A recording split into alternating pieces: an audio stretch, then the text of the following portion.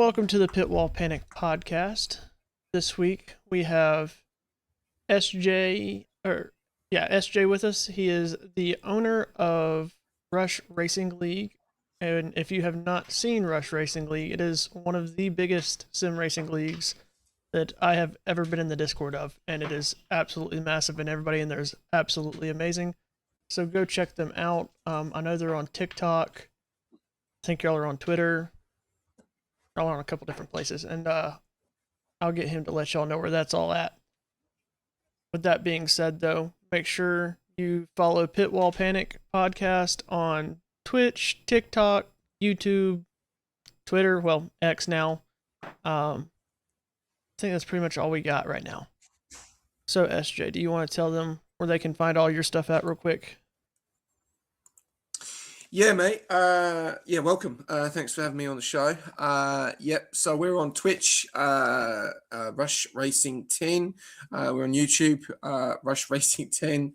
And it will change when we go into a different season. So we'll remove the 10 and then put the 11. Then we're on Instagram, Twitter, known as X now, Facebook, basically every single social you can think of, we're on it.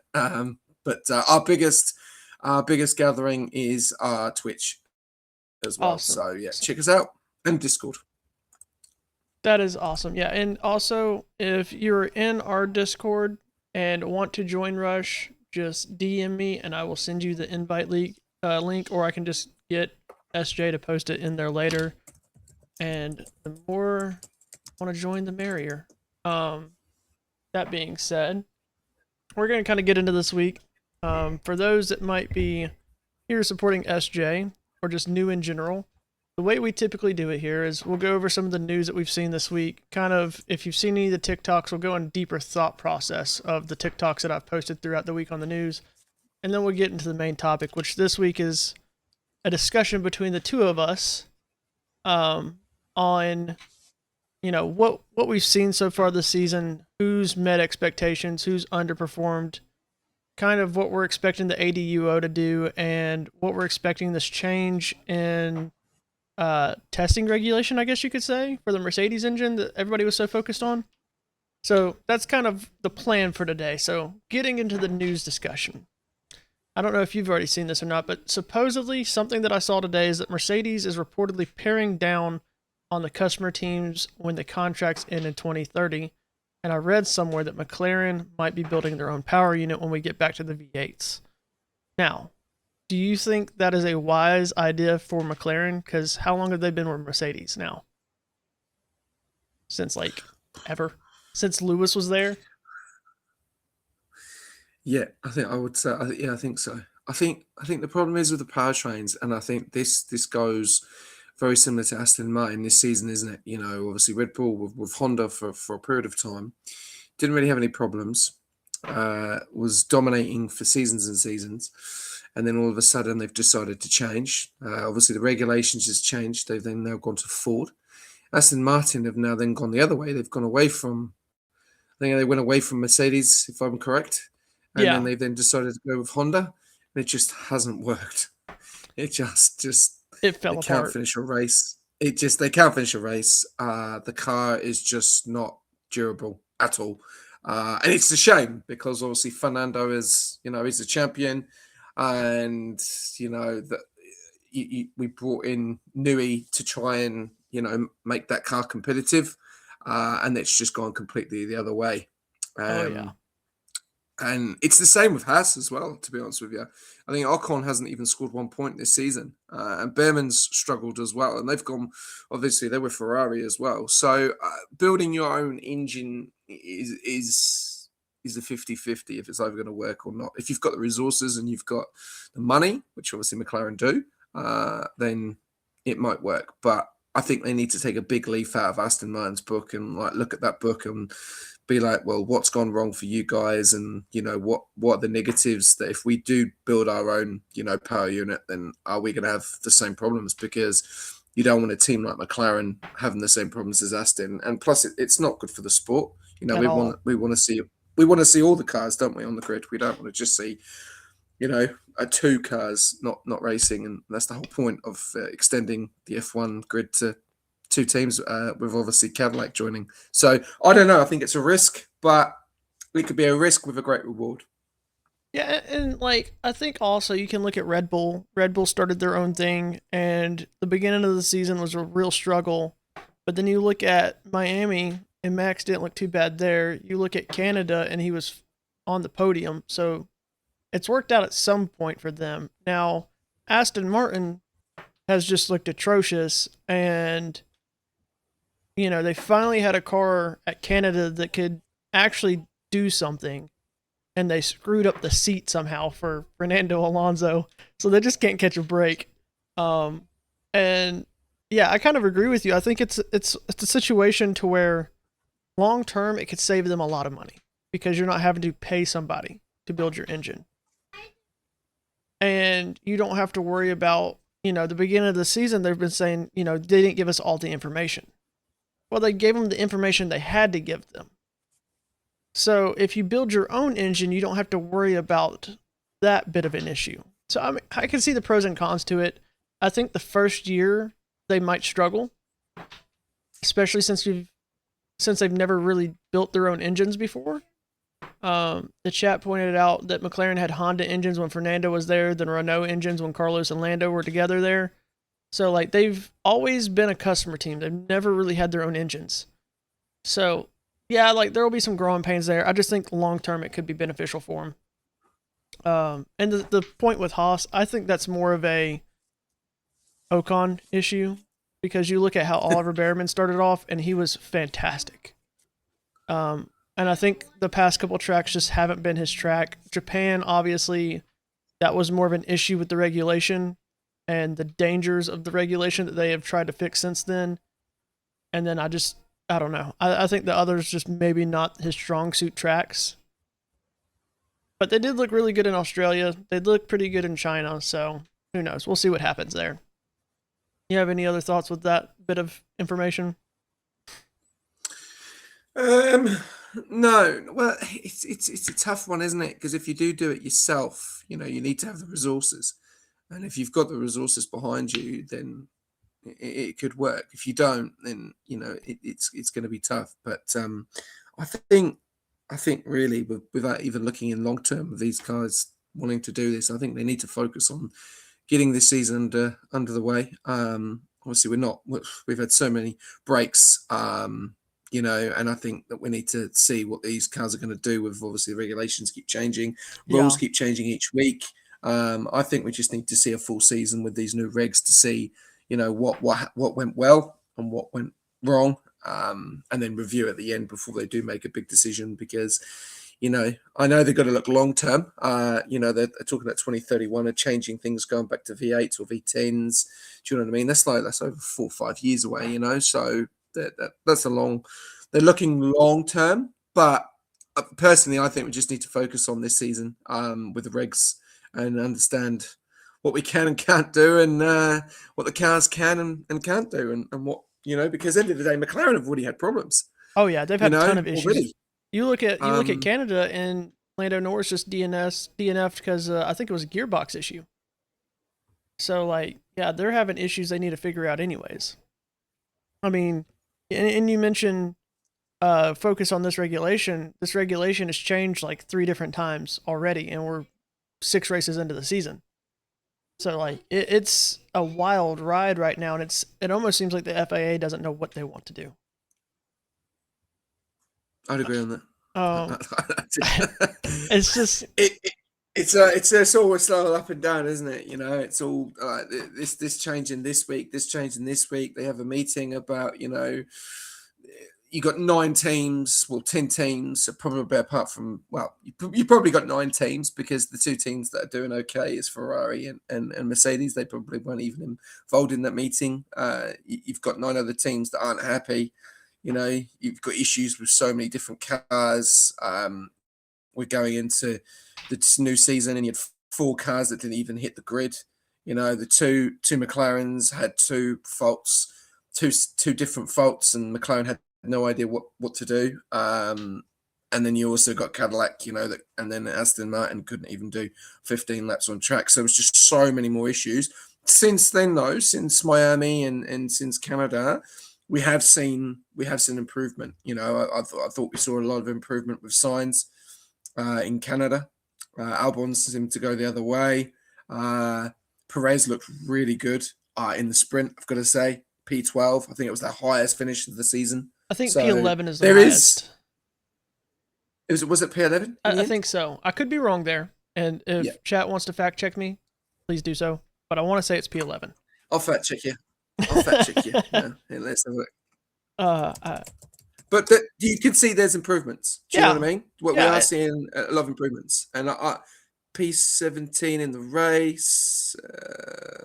Hang on, let me have a look. I'm trying to find results. And I think ultimately that's what it comes down to, is we have to have improvement. And I think the best team with the most improvement so far is probably Aston Martin or Red Bull. Red Bull went from Max Verstappen absolutely hating that car to putting it on the podium and with a smile on his face. And not really complaining that much, which is very unlike Max Verstappen. Max typically complains constantly about the car, even though he's still winning with the car. And he didn't seem to do that in Canada. What'd you find? Got it right. P11. Oh, it was P11? Right. Sorry, he was P11, yeah. And like Aston Martin, I know Fernando Alonso didn't finish the race in Canada, but I mean, you look at practice, he put the car P10. In qualifying, he was P14 before he put it in the wall. So like the car's done way better in Canada than it's done all season. So like they're improving as well. It's just a matter of who's going to improve the most. It's sad to see that Haas started off so strong and has slowly fallen down the ladder, but I mean, that's a very Haas thing to do. A very typical of Haas thing to do as well. But Alpine has stayed strong. So, I don't know. It'll be interesting. Now, some of the other news that kind of fits both of us. We are both sim racers here, and you own a sim racing league. I don't know how many of y'all may have seen this, but Otis Lawrence won the driver title for the F1 Sim Racing World Championship with Red Bull winning teams. And as a Ferrari fan, my feelings were hurt because I thought Ishmael was going to win it. It looked like he was going to win it. And then things went for like 30 minutes with them deciding on who was going to catch penalties, who wasn't going to take a penalty, who was going to have the in-game penalties erased. And it ended with Otis Lawrence winning it. Now, how do you feel about that? You seem pretty excited. We interviewed him a year ago. Did you? Or maybe 2 years ago. Yeah. That's pretty cool. Yeah, we opened a podcast very similar to yourself, and we interviewed some A-listers, and he was open to get involved. I think he was 15 or 16 at the time. Yeah, he's 18 now. Yeah, so probably was about 2 years ago, and he couldn't enter because he wasn't at the right age, so he was gearing up for it. And we said to him in the podcast that. Well, I actually remember saying it. You are going to be the next F1 Esports Championship champion, and I got it spot on 2 years later. And there you go.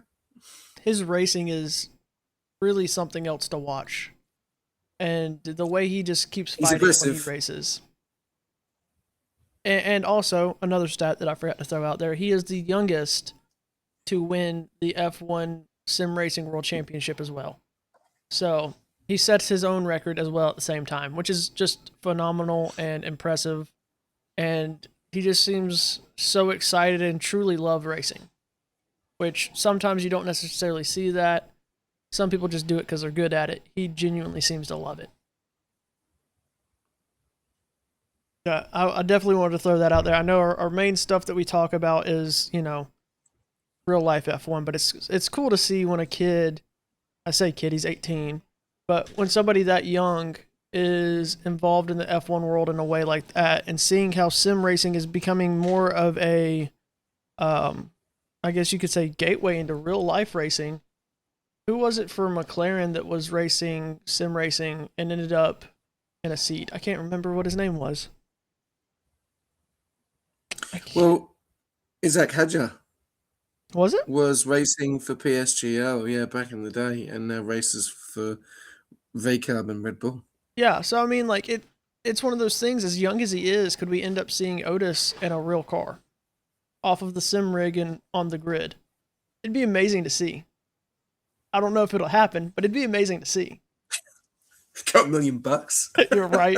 Well, I mean, if you get somebody like Red Bull backing you, you don't need the deep pockets because you have deep pockets backing you. So, Yeah, that's true. I mean, you think about most of these guys, that's why they get in the junior programs. Because you look at Red Bull's junior program and it's so deep because these guys don't necessarily have the money financially to do it. And they're talking like when Christian Horner was still there, he was talking about how Red Bull's mindset was to look more towards sim racing because you have so much racing talent on the sim, but they don't have the money to get on track. So who knows? He might end up out there still. Maybe who's he with now? He's with Aston Martin, isn't he? Who's he with? I can't remember. Who's this? Otis Lawrence. Alpine. That's right. He was with Alpine. So who knows? Maybe they'll throw him a bone and let him get in somehow. Let me see. Trying to not take all of our time on news. I guess the next big one, because it kind of rolls into the main topic, is Kimi Antonelli reportedly came out and said that he believes that Ferrari is the team to beat at Monaco. Now, the big questions are, is this just a smokescreen? Because you think about back at preseason testing, and Mercedes was like, oh, Ferrari, oh, Ferrari, oh, Ferrari, and then Mercedes came out and nobody was near them. So is this another one of their little smoke screens, or is Mercedes like genuinely worried about the ADUO kicking in and the Ferrari having that much more power on top of the engine being underpowered possibly with the new testing that's about to come into place? What do you think?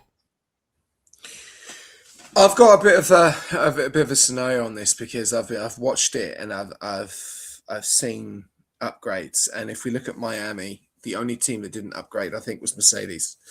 And you looked at Red Bull, and that was probably one of Max's best finishes this season. And then you looked at Ferrari, and they look very, very fast. Mercedes didn't have any upgrades; they still won the race. So it seems to me each week it's either going to be who has the best upgrades or who's the fastest car, and we know that Mercedes is the quick car. But you also can't rule Charles out at Monaco because he just has at least qualifying figured out at Monaco. And that is like the most important part about Monaco. So as long as he can keep it out of the wall and do what Charles does best, he is very, very dangerous around there. But like you said, Mercedes has just been on a different level. I would argue that Kimi is a step above George. But even when we look at Miami, you talked about they brought upgrades, or they didn't bring upgrades to Miami, they brought them to Canada. And they still won. But, I mean, Lando almost took it from them. And all things considered, it's just the way things played out and the pit stop strategies and whatnot played out in Mercedes' favor. But in the first stint, it wasn't like Kimi was running away from Lando. So, I don't know. It'd be interesting. It'd also be... I think... Go ahead. No, you finish. I think also the big key factor, we're talking upgrades, the ADUO's kicking in, so the major upgrade that Ferrari's going to be bringing is an engine upgrade. And that's hard to factor because we've never seen anything like that in F1 before. Yeah, I think the difference is though with Monaco, like Mercedes are quick in a straight line, right? And obviously with the tracks that they've had, they've bine extremely quick. Monaco's a completely different beast. It's not about straight line speed; it's about cornering. So you look at the Ferrari and you look at the Red Bull; they're going to be the advantage because they are the best cars in cornering, exits, and that sustainability on steering. Mercedes is fast. So when you go into the next race, Mercedes will probably win it. But it's all going to be about the qualifying, and obviously with the experience of Charles, it's his home track, he'll do well. The question is like, can Mercedes do the same thing but not have that straight line speed? Because we know that Lando is extremely quick. He was very, very quick there last year in his qualifying. So we've seen a little bit of an improvement McLaren. We've seen a big improvement with Max. Max is now in the top three. I thought Hadjar had a fantastic weekend. He I did. think it was a bit unfortunate with Pens, so he's up there as well. I think he outqualified Max in 1Q1 or Q2, I think it was, as well. So you're seeing a few more. Now it's going to be about durability. Are the cars going to be able to last? And also with the new rules of Monaco as well, That's a whole nother can of that worms. could spice it up. That could spice it up massively. But for me, I don't favour Mercedes at Monaco. Neither do I. I think that if you look at all season, at every single track, pretty much, Ferrari has been. My stuff's playing. Ferrari has been hands down the fastest in the corners at every single track. And statistically, pulling off all the data from everything that I read, it hasn't even been close. So you look at a track like Monaco, where the only straight line you basically have is the straight to the finish line and the tunnel. Everything else is major corners. That's where they're going to thrive, I think.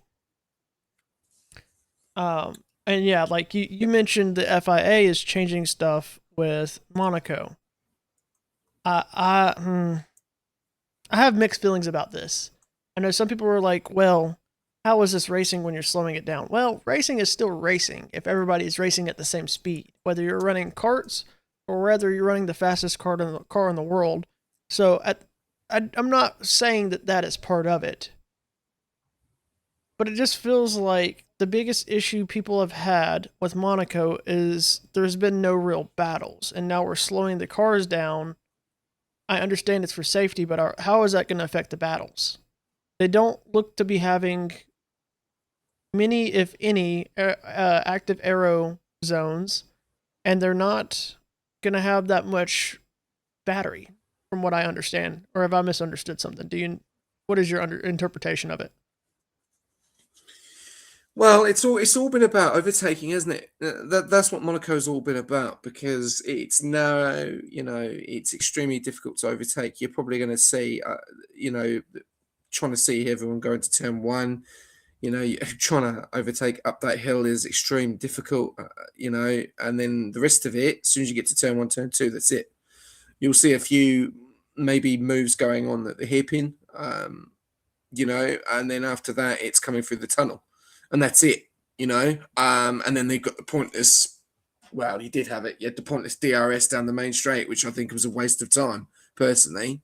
Unless you are right behind that person, they just burn the battery. You're never going to pull away. So, for them to change it and try and get some more overtaking, I don't know. I don't know how you do it. I really don't know how you do it because Monaco is all about, qualifying first, normally finishing first. And I think the only thing they've done to change and spice it up as a bit is using a 2 mandatory pit stop, Yeah.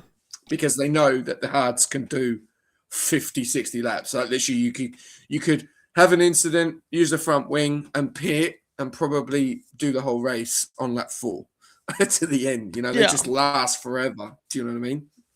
And yeah, and that's the other thing is, do you think the smaller cars are going to make that big of a difference?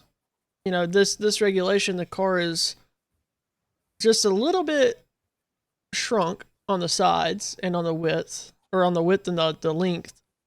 But, now that's not just one car is shrunk, it's both cars in this same fighter shrunk. So that's, that kind of becomes a big size difference when you're talking Monaco and it's by inches and meters and centimeters that you have between the wall and your car.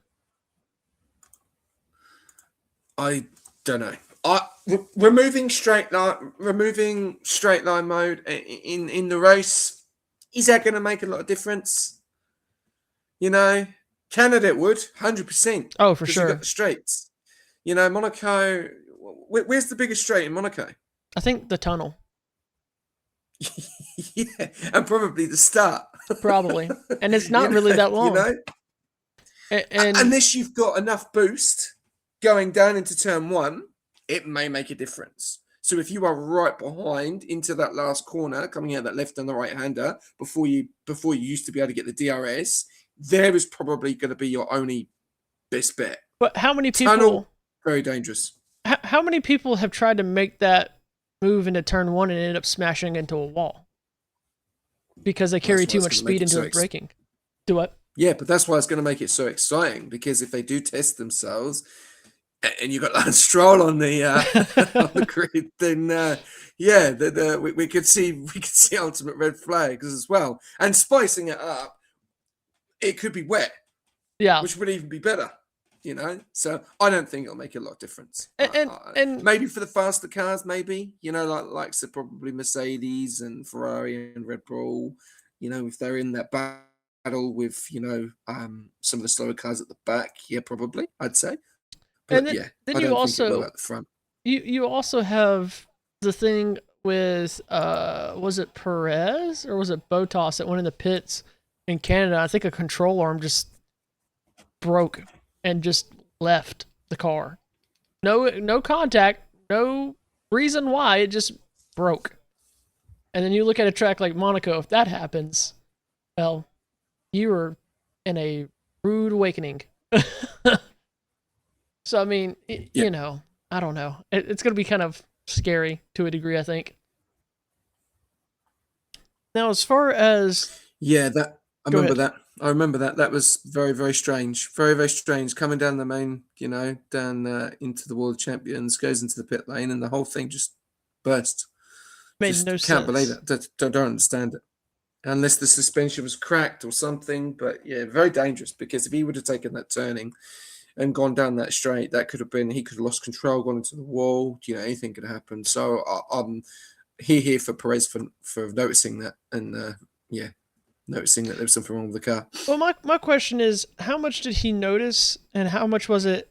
We might need to just pit because. Well, let me rephrase that. My question is, does he think there was something critical with the car, or was it just like, hey, can y'all check this real quick? And it's just pit, and it just happened to be that it was something critical that just launches itself off the car. Because, like you said, if he makes the corner for the Wall of Champions and that breaks going towards it because you start putting stress on it, that's a massive hit into that wall because you can't turn back left if it breaks on the right side. That's devastating. Yeah, I think because they're so used to, when they know in the car, they know the feeling. There's something wrong when you've watched Drive to Survive, and they say things and they're notifying, this is wrong, this is wrong. I think probably a little bit of an unbalance, because obviously the cars are so low. If there's a little bit of an unbalance on one side, I think that they would have. I think that's probably what he would have noticed. Like, it's not driving correctly. Like, he may have been like up on an angle or something, or the tire might have not been fitted correctly. I think he would, and I think that's what he probably noticed. I'm not sure. I haven't really listened to what he's said regarding that incident. I haven't really heard anything about it, but I think the drivers do know when something is wrong with that car, brakes, engine, anything, very, very quickly, because they've been driving them for so long. No, obviously not these cars, a bit different, but I think he was good to put that in the pit lane, because yeah, that could have been catastrophic, Oh, for sure. especially with the speed going through War of Champions as well, down that main straight. Wow. And that corner is hard to take with a fully functioning car, much less one that is unbalanced as bad as that would have been. And you carry so much speed going through that wall.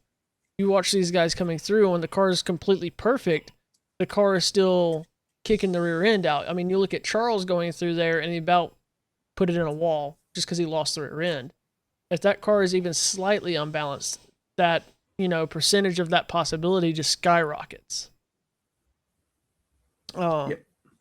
so, getting into our main topic, what have you thought of this regulation so far? uh, can I swear?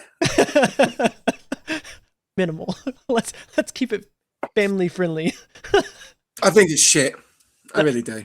I really do. I think they put a stat up at the beginning of the season about Australia, of how many overtakes there Oh was, and I yeah. just thought that was just a useless stat. It's all about battery. It's all about harvesting, and using your battery to overtake, and it's just, it's not like the thing is, going back in the day, I want to try and go off topic, but going back in the day, Mo Walker always used to say F1 is about going fast at top speed, right? You have devoured that completely of what he's just turned around and said. You brought super clipping in. So you're going top speed and they're de-accelerating. So where's the thrill? You know, you've now got this rule, you can't do this, you can't do that. You know, you've now got, you know, you had 500 brake horsepower going to the rear tires. You've now got 1,000.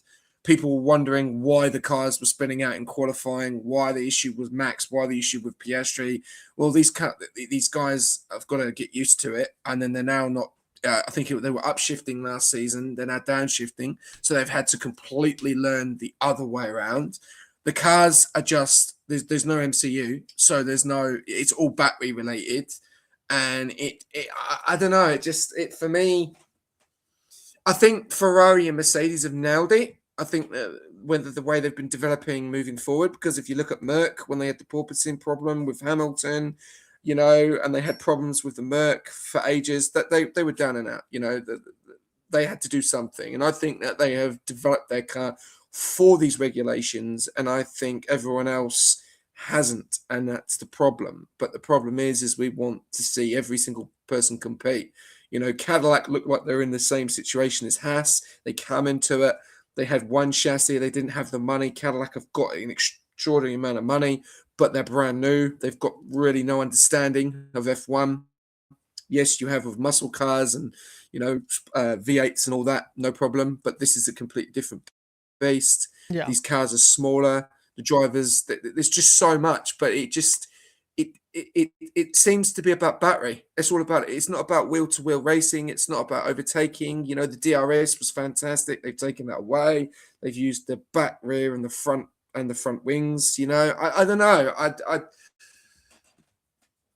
They always said to us that there's going to be a cost cap. All the cars are the same. Well, they're not all the same. They're not the same. They're all different manufacturers. You know, Yeah. you're telling me that Ferrari is going to be on the same wavelength as I don't know, Williams. No way. No way. Also to add to that, I don't mean to cut you off, but just a point to throw out there real quick. People say, you know, all these teams are building cars on a cost cap. Okay, yes, that might be true, but their staff is not the same. They still have more money to throw at an Adrian Newey, you know, the biggest name in engineering. Well, Lawrence Stroll has some of the deepest pockets on the grid. Of course he can go get Newey. Not, you know, you look at Cadillac, like you mentioned, they're a new team. They're not going to be able to go get those huge names. I didn't mean to cut you off. It hit me when you said that. No, you're good. You're good. Yeah, I don't know. I've watched Formula One for years and years. And, you know, when you go back to the days of Michael Schumacher and Alonso when they won their championships, that was racing. That was F1. You know, more control, drivers having more control over the cars. None of this AI-generated rubbish. You know, the issue with Charles in Japan, that his battery was burning. He was burning battery before the start of his in lap, before he actually started his qualifying lap. So when he actually started his flying lap, he was already 30%. Yeah, he was already 30%. And then they then turned around and said he was 0.3 slower. So if he would have had the battery, that would have made him compete for P1, which will then change the dynamics of the grid. It wouldn't have been a Mercedes, it would have been Ferrari there. And I think Ferrari are the closest to Mercedes. Oh, hands down. You know, you saw that. You saw that with Lewis at the weekend in Canada last week. You know, when he got to the back of Max, and he made the move. But, it was crazy the way he handled Max. Yeah, and I don't know. I have mixed feelings. I don't think the regulation is as bad as some people have made it out to be. It is not going to be the death of F1 like some people have been claiming it will be. That's a little dramatic and a little exaggerated. Do I think it's as good as past regulations? No. I understand why they did some of the stuff they did, because F1 is about, you know, improving engineering and pushing, you know, how far you can push engineering. So you can't just stay the same thing time and time again. So I understand that. But at the same time, you mentioned building a car around the regulation. Well, how do you build a car around the regulation when the regulation changes every 2 weeks? I mean, you look at Ferrari as a prime example. They built their car around the start. A year ago, they said, this is going to be a problem. The FIA said, figure it out, build your car around it. They did. Everybody else complained because they didn't. They changed the regulation. Now look where Ferrari's at. One of their strongest points have been neutralized. So how do you build a car around a constantly changing regulation? But at the same time, I understand why certain things have to change. If you don't change, the way this battery is harvesting and deploying, Oliver Bearman, if he rear ends Colapinto in Japan, we have potentially a hospitalization, if not worse. And so, yes, you have to change that, but it also makes it almost impossible to predict on how to build this car because what's going to change next. And I'm hoping they don't do too much more changing because, again, it just, I don't know, it imbalances the way the grid is because you can't just up and change your car completely in the middle of a season. It's not practical and engineering can do that. I don't know. It's just, I've seen better racing in F1 in the past, but I've also seen good racing this year. I see some pros and some cons. It's not completely terrible, if that makes sense. And I know a lot of people think it is. Are you gonna say something? I would agree. No, I agree. I agree.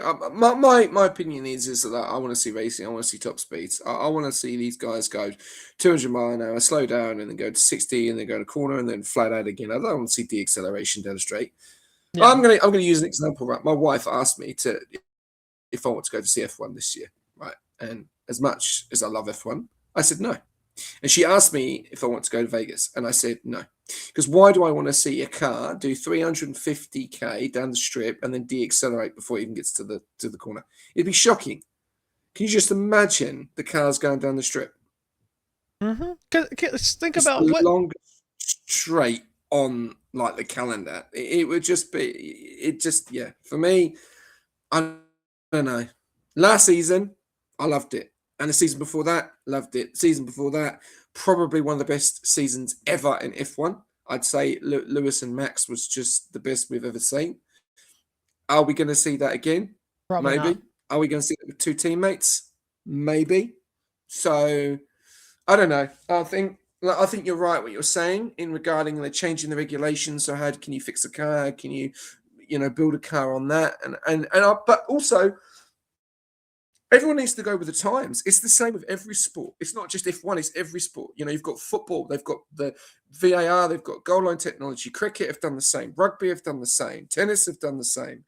Everyone has to go with the new times. And now, when you look at the cars on the road, we've now got these hybrids. We've now got these battery cars. So we're going with the times. And I think they're bringing that sport in. But it's like, is it going to work? Has it been tested enough to really go into battery yet? Do you know what I mean? Yeah. Do the cars need a big enough battery? Is the battery too small? Does it need to be bigger? And I'm seeing more faults this season than I have with the MCU in previous seasons. And see, where I'm torn out with that is I understand where you're coming from. We have more hybrids, we have more electric vehicles, but we also have an entire division of Formula Racing that's purely focused on electric vehicles. So why are we trying to get rid of the combustion engines? Why are we on a 50-50 split when it was working perfectly fine at 75-25? I understand you have to change aspects of regulations, but nothing says you have to change everything in a regulation. They could have simply gone with a smaller car. Maybe, there's, certain aspects you can change, compression ratios in the engine, different stuff like that. You didn't have to go, well, let's make a 50-50 split so that they have to do so much super clipping and so much of this other stuff that everybody's been very upset about. And I think they're talking about going to a 60-40 split next year. They're going to a vote on it. And when was the last time you saw a regulation make that drastic of a change in the middle of a regulation? Like, I can't recall a time when a regulation has rapidly changed so much in the middle of it. Heck, this is the beginning of it. We haven't even got a full season and we're talking about changing it because of the issues that it's causing. So that's my holdup on it. They should have left the majority of the electric with Formula E. Now, I'm not going to go as far as Max and be like it's Formula E on steroids, but like it really should have stayed there. Like if you're focused on that, go watch Formula E. There's nothing wrong with that. But why hinder something that's working when you have something that is very similar to what you're trying to create that you already own? FIA owns both of these racing divisions. It's not like it's, the FIA has Formula One and some other regulation or some other governing body has Formula E. It's all the FIA, so that's why I don't understand. Now, who do you think has performed the way you expect, and who do you think has underperformed, and who do you think has performed beyond expectations? Team or driver? We'll do team first, then driver. LP. You said Alpine? Yeah. For what has done better than what you expected? Yeah, 100%. Yeah. See, yeah. I think that's where we differ here, because I expected this out of them this year. Maybe not Franco Colapinto, No. but I expected a bounce back this year from them. And the reason I say that is if you go back and you look in the past, there's not a year where they're not in that 5th or 6th spot. And like, with the exception of there was like a year or two where they were in 4th. They have never been last on the grid though, except for last year. And I think part of that was because they decided they were not going to build into that car last year. They were going to focus on this car, just like Williams did. The difference is they were successful at it and Williams failed at it drastically. And so that's why I expected more out of Williams going into the season. Then I saw preseason testing and I was like, oh my gosh, you might be one of the worst cars on the grid. So as far as exceeding expectations, I would say Alpine exceeded, but you're saying they kind of, or not necessarily exceeded, they kind of hit my expectations, but you're saying they kind of exceeded your expectations. Yeah, I do. If I was to say 3 teams that I'm very surprised about, obviously, Alpine being up there, we know that Gasly's got, the opportunity to finish in the top 5, even qualify in the top 5. Him and Ocon just didn't work. They had too many issues that needed to change. They made the change. They put in, obviously, Jack Doohan, not good enough for F1, unfortunately. So obviously it didn't last very long, and then they brought Colapinto in, and I'm glad that Alvatoyas decided to stick with Colapinto because he's outperforming Gasly now, Yeah. and that puts pressure on Gasly. So then if Colapinto's outperforming Gasly, then Gasly will want to outperform Colapinto, and then all of a sudden you've then got the 2 teams in points. They're finishing in 9th and 8th, 7th and 8th, 7th and 6th, and that's great.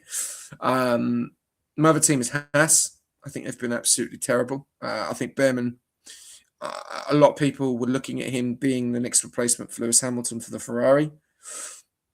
That may have just been a rumor because at the the they've not, I think Ocon's been terrible. Ocon's been garbage. Behrman hasn't done the best. And Aston Martin and Williams. I have no idea what we saw last season with Williams and what we're seeing this season. Like Sainz is trying to get the best out of the car. It just doesn't. It just doesn't do it for me. Yeah, I don't know what's going on. Well, I mean, so yeah, they had the reports come out this week that, if I remember correctly, that Williams has actually been pointed out for being a pretty toxic place to work at, which is very concerning to think about. The other thing, you mentioned that Oliver Behrman has kind of not been performing. He performed really well in Australia and China. Everything fell apart after Japan. And my question is he gun shy after that major of an accident? How many rookies have you seen that wreck that have that bad of a wreck.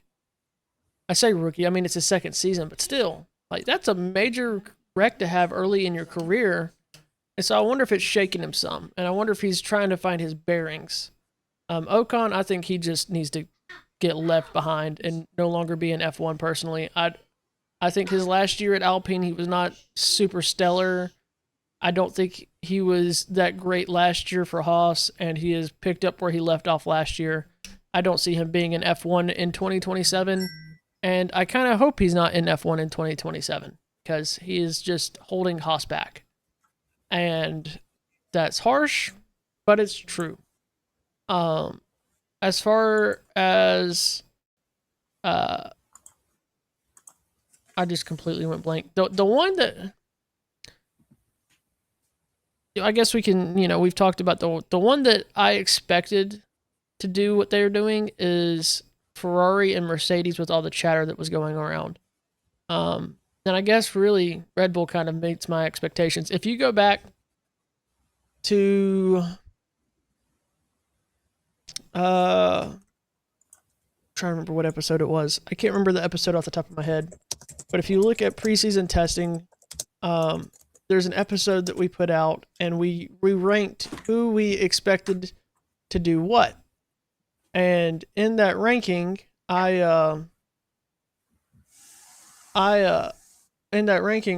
basically everything that I have said or predicted kind of happened, oddly enough.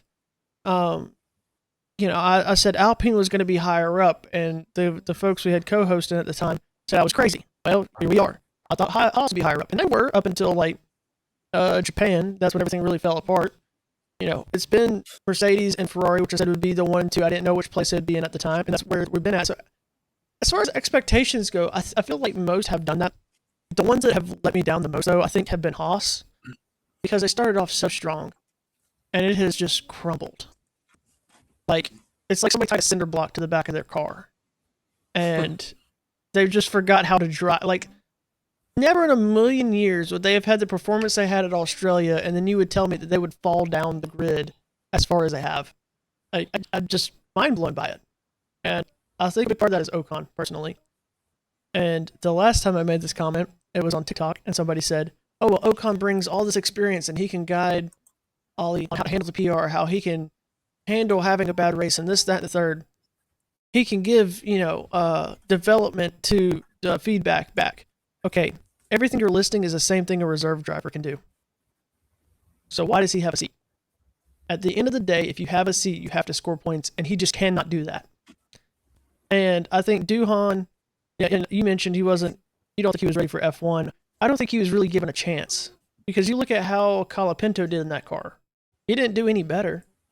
Now you look at him and how he's doing. What would have happened if Duhan had more time? So what if you yank Ocon out of that seat and put Duhan in? Do we see maybe the same caliber of racing that we're seeing out of Colapinto? It's one of those things you don't know. I don't think we'll find out, because I think Yuki's going to end up in that seat in 27. Personally, that's just where I'm at with it. And that might be a wild take that a lot of people don't agree with, but we know that Haas has been talking to him. Ocon has far underperformed. So if those are the ones that you expected, who did not perform well for you? Who underperformed for what you expected? It's actually a tough one. Right, because that one's hard. Well, I take that back. My answer is Aston Martin. I really expected Newey to make a car that would keep Aston Martin in the fight, and it just hasn't been there. So that is my big underperformance expectation, team-wise. Yeah, I'd say the same. If you're going to invest in the engineer like that, and what he brings to the table, you would think that they would have got crossed all their I's or dotted all their T's, or the other way around, however you say it. And they haven't. He's got the most money, probably, as you did say, and they've been a failure.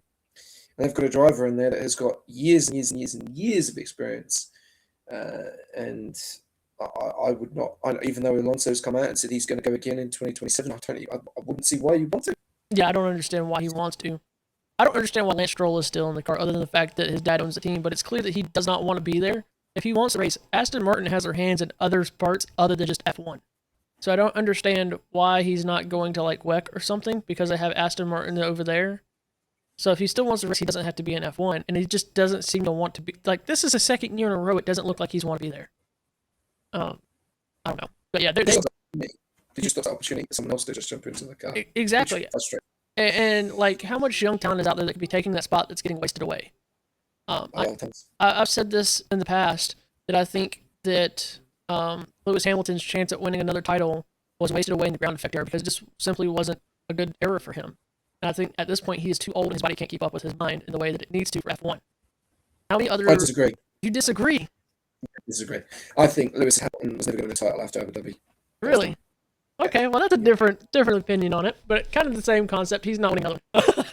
I just think what happened in the whole scenario, like obviously just going a little bit off topic, I said it, and I said it to a lot of people. I think that mentally is that was the opportunity to get number 8, and it's probably the biggest conspiracy theory ever in F1, and it'll probably go down and probably is the biggest conspiracy theory or whatever.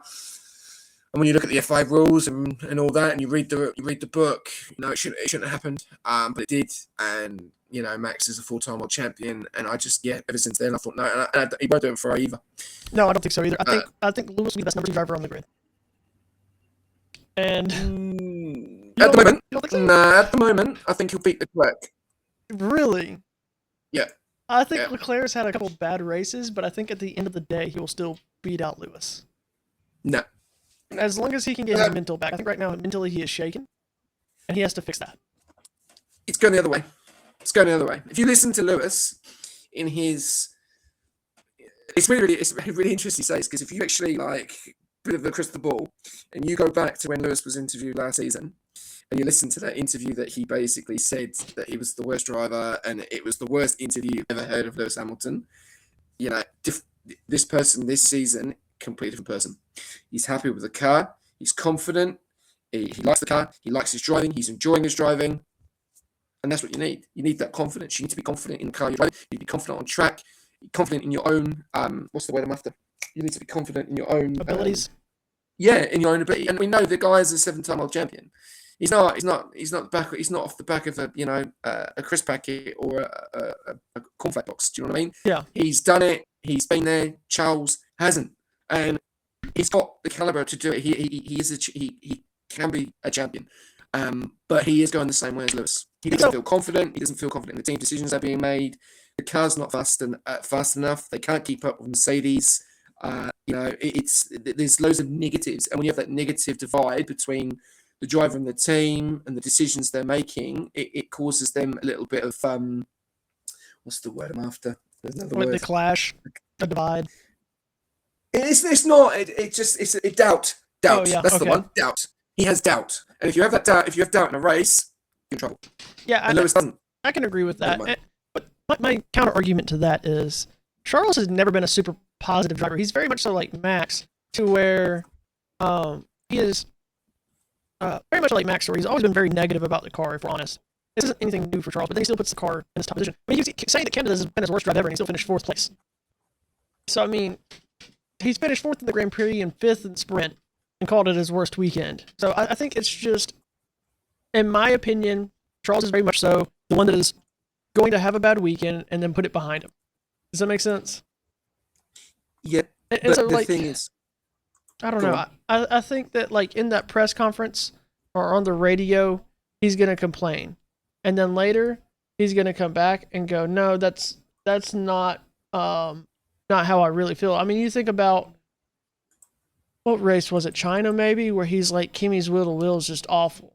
And then people are trying to quote that out of context, because then if you go to the media afterwards, they're like, do you really think that? He's like, no, I was just mad.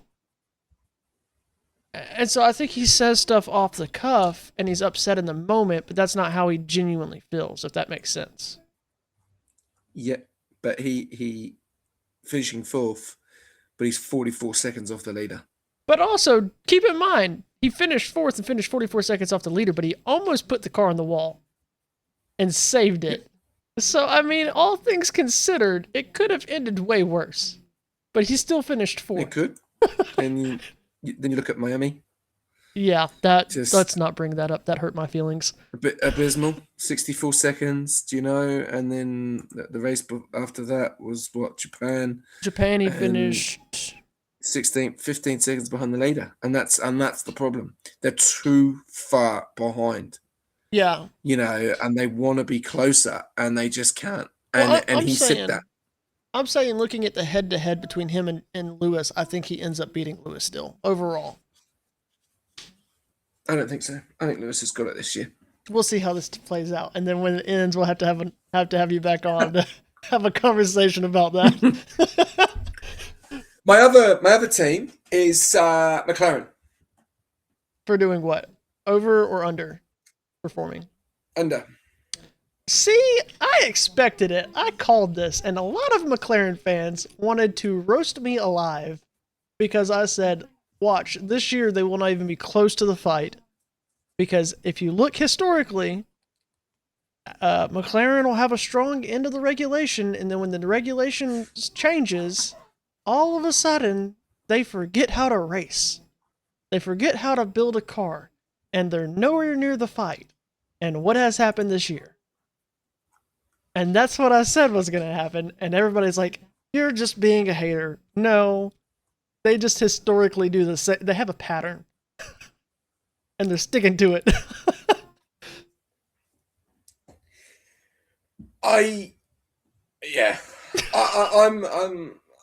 I'm very, like, a lot of people are Lando fans, which is fair, and a lot of people are Piastri fans, and I feel last season was a big question mark on McLaren.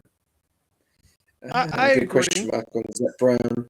Zach Brown's loyalty to his two drivers, the inside information going on behind the scenes, which probably some people are not aware of, which you should read up on because it's very interesting. And this season, Piastri's been quicker than Lando. Lando's been quicker than Piastri. And you like that. But then again, when both cars didn't even race and get on the grid, that was an issue, and that an issue for me is in the sport as well, in F1. If you've got two cars, that won the constructors, you've got the guy that's won the championship, and they're not on the grid, then there's a serious problem going on. It shouldn't be happening. And it's not like it's Lando and a scrub. It's Lando and Oscar Piastri, the same guy that was in second place in the Drivers' Championship for 3/4 of the year last year. And he still took third at the end. It's not like he was a nobody. You know what I'm saying?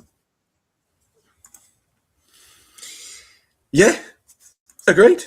Absolutely agreed. And I'm gonna put something here. I don't think Lando should have won the title last season.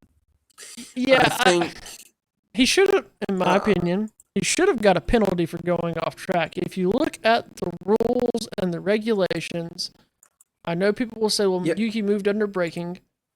He still had room to go right and chose to go left, where that ends. By the regulation, and by, I'd have to go back and dig up the video that I saw that broke it all down. He should have got a penalty for that. And if he got that penalty, I think it gives Max the title. Yeah, it does. 10 seconds. But the only reason he didn't is because Yuki made two maneuvers. That's the only reasons why. He didn't go back to his line. He moved back over and back over and back over again, and that's the only reasons why. But if he would have moved also, over to his line and then he would have held his line into that corner, then I think Lando would have got the penalty because you can't overtake past those white lines. Yeah. And Nope. like I said, I'd have to go back and find the video, but there was somebody that broke down the video, and essentially the way he did it is he explained it as they technically both should have got penalties for what happened.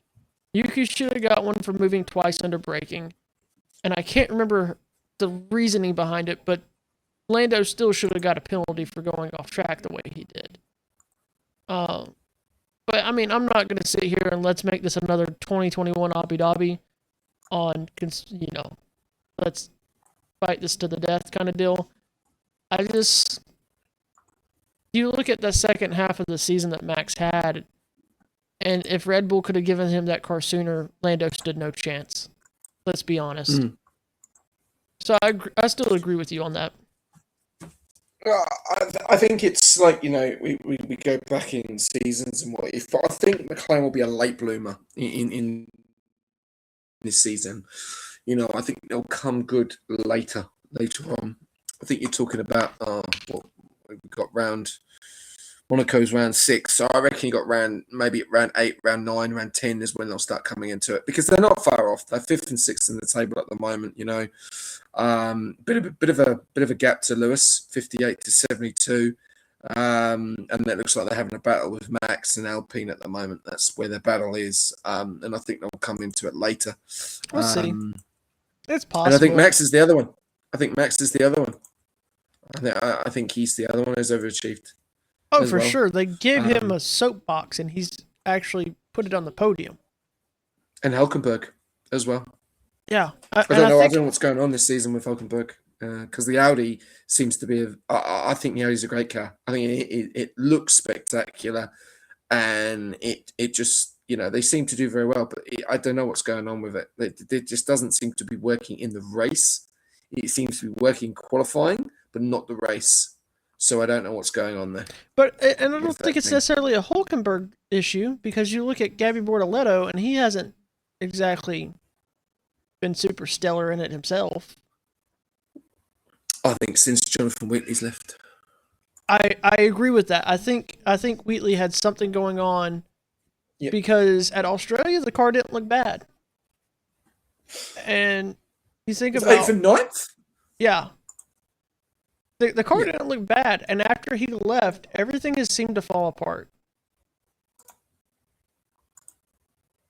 But you look at who they have as TP now, and I cannot remember how to pronounce his name, and I'm not trying to get crucified in the comments, so I'm not going to try. But when he was at Ferrari, what happened to Ferrari? It crumbled. I think it's something to do with his leadership. I just don't think he has the leadership ability. And I think Audi... Binotto. Yeah, and I just can never pronounce that, so I'm just trying not to get crucified. I've already had it happen once. I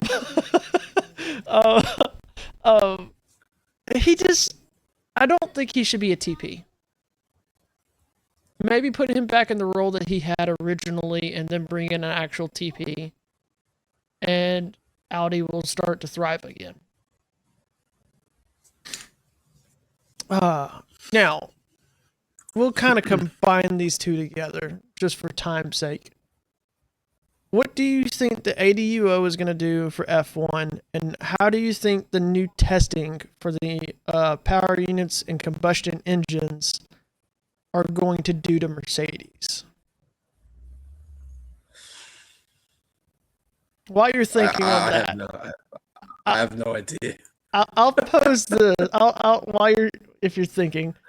I made a TikTok and I asked the question, do you think the dominance of Mercedes ends in 2026 with this happening?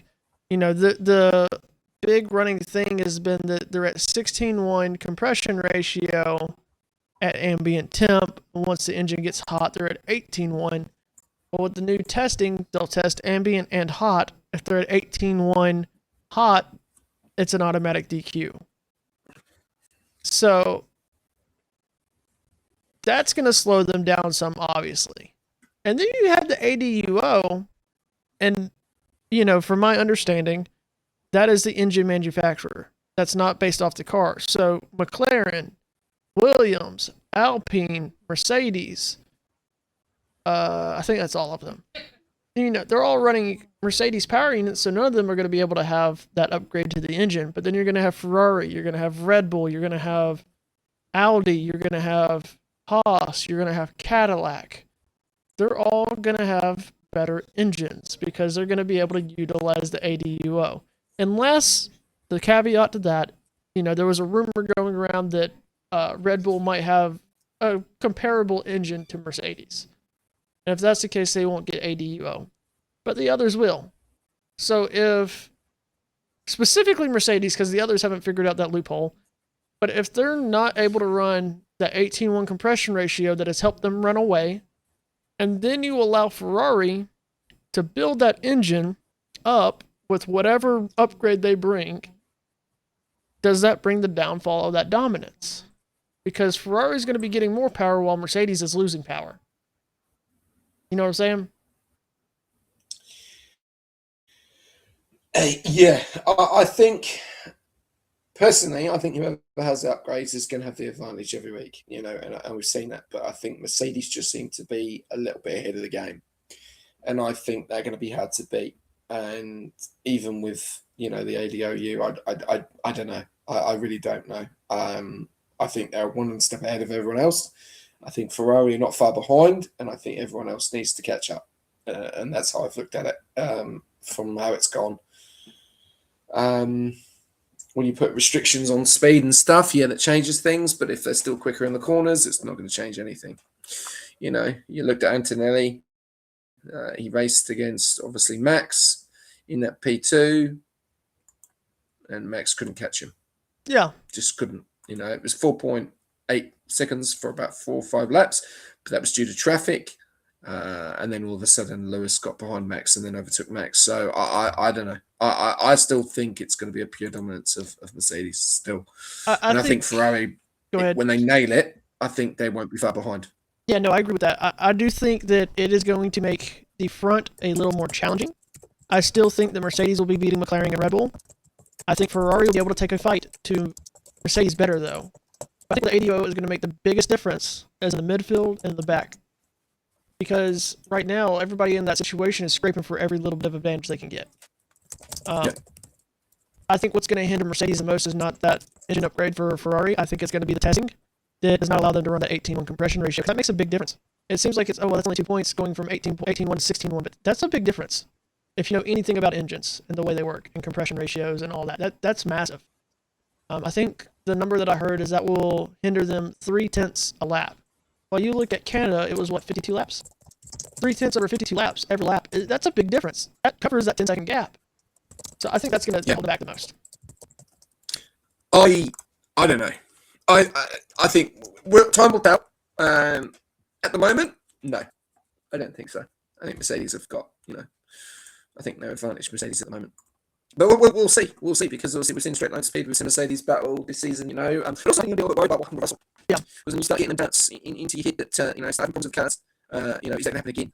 And obviously, as much as I don't like the guy, substantial driver like George Russell will not want to have more of those, because he's chasing his teammate at the moment, who's been absolutely fantastic. Yes, Canada, I saw a little bit different side, but that comes from experience, and I think Toto will have been on that. He's a young kid, and he's tough for the sport. It's absolutely fantastic to see a 19-year-old lead in his second season in F1, who I actually thought wasn't going to be the one, because he'd never won anything in F2. I thought it'd be one of the other F2 drivers, but I was mistakenly wrong.